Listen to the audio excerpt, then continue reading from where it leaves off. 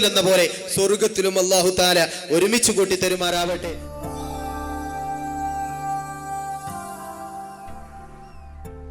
അസ്സലാമു അലൈക്കും വറഹ്മത്തുള്ളാഹി വബറകാതുഹു.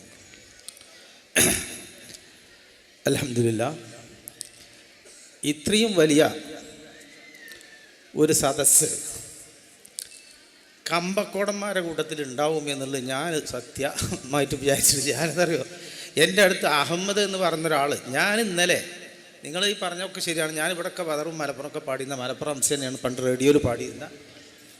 ചേക്കുവാക്ക എൻ്റെ ഗുരുനാഥന്, അതുപോലെ അലി കൊടക്കല്ല്, അദ്ദേഹത്തിൻ്റെ കയ്യിൽ നിന്നാണ് ഞാൻ ഖൈബർ യുദ്ധം പഠിച്ചിട്ടുള്ളത്. ഇപ്പോൾ അഷ്റഫ് ഉസ്താദ് മുസ്ലിയാർ പറഞ്ഞില്ലേ, അദ്ദേഹമൊക്കെ ഇതിൽപ്പെട്ട ഞങ്ങൾ അറിയുന്നവരാ. അപ്പോൾ അങ്ങനെയുള്ള ഈ നാട്ടിൽ വരുന്നത് കണ്ടപ്പോൾ, പത്രത്തിൽ ഇങ്ങനെ കണ്ടപ്പോൾ വെറുതെ ചുമ്മാ ഒന്ന് വിളിച്ചതാ, ഈ നമ്പറിനോട് അഭിനന്ദിക്കാൻ വിളിച്ചതാ. അപ്പോൾ എടുത്ത ആൾ തിരക്കെന്ന് പറഞ്ഞു, നിങ്ങളെ പേരെന്താ? എൻ്റെ പേര് അംസമാഷാണ്. അല്ലാ, നിങ്ങൾ ഇത് അംസമാഷ, നിങ്ങളെ പേരെന്താന്ന് ചോദിച്ചെങ്കിൽ അഹമ്മദാണ്. ഏത്? കമ്പക്കോടൻ അഹമ്മദ്.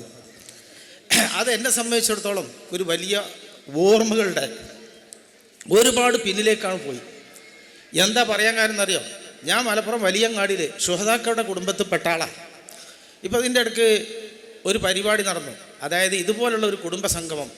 യൂസുഫ് മുസ്ലിയാരുടെ, മങ്കരത്തൊടി യൂസുഫ് മുസ്ലിയാർ, മലപ്പുറം ശുഹദാക്കളുടെ അനിഷേധ്യനായുള്ള നേതാവ്, അദ്ദേഹത്തിൻ്റെ കുടുംബ സംഗമം നടത്തിയപ്പോൾ അതിൽ എൻ്റെ കുടുംബങ്ങളും ബന്ധുക്കളും ഒക്കെ ഉണ്ടാവുമല്ലോ, ഇങ്ങനെ കെട്ടുബന്ധങ്ങൾ നടന്നിട്ട് ഇതിലുണ്ട്. അപ്പോൾ അങ്ങനത്തായുള്ള എന്നെ അതിൽ ക്ഷണിക്കപ്പെട്ടു.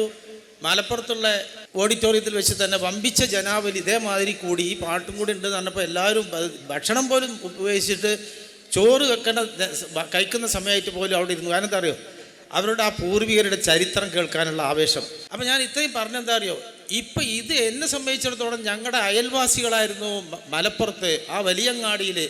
നിങ്ങൾ കണ്ടിരിക്കും, ആ മലപ്പുറം വലിയങ്ങാടിയിലുള്ള ഒരു വീടാണ് എൻ്റെത്. ഇപ്പം ഞാൻ വടക്കേമണ്ണ താമസിക്കുന്നു സൗകര്യാർത്ഥം. അപ്പോൾ ആ വീടിൻ്റെ 2 വീട് അപ്പുറം ഉണ്ടായിരുന്നു ഞങ്ങളുടെ അതേ ലൈനിൽ ഒരു കമ്പക്കോടൻ അഹമ്മദ്, അതാ ഞാൻ ഓർത്തത്. അദ്ദേഹത്തിൻ്റെ ഒരു അനുജനുണ്ടായിരുന്നു സൂപ്പി. ഈ അഹമ്മദും സൂപ്പിയും തന്നെയാണ് അവരുടെ പേരുകളിൽ വരുന്നത്. ഞാൻ ചിരിച്ചപ്പോൾ ഈ അഹമ്മദ് പറഞ്ഞു, എന്തെങ്കിലും ചിരിച്ചു വെച്ചു? ഒന്നുമല്ല, ഈ അഹമ്മദ് കേട്ടപ്പോൾ ചിരിച്ചതാണ് പറഞ്ഞു. എന്ന് വെച്ചാൽ അത് പൂർവികർ തലമുറയായിട്ട് ഇങ്ങനെ കൈമാറി വരികയാണ്. അപ്പോൾ അതിൽ അഭിമാനം കൊള്ളുന്നവരാണ്. ഇപ്പോൾ നമ്മുടെ ഉസ്താദ് പറഞ്ഞല്ലോ, ആ മലപ്പുറം ശ്രോതാക്കളെ സംബന്ധിച്ച് ഇന്നും നമ്മൾ കാണുന്ന ഇതിൻ്റെ മൊരട് എവിടെയെന്ന് നിങ്ങൾ ചോദിച്ചാൽ നിങ്ങൾക്ക് ധൈര്യമായിട്ട് പറയാം മലപ്പുറത്താ.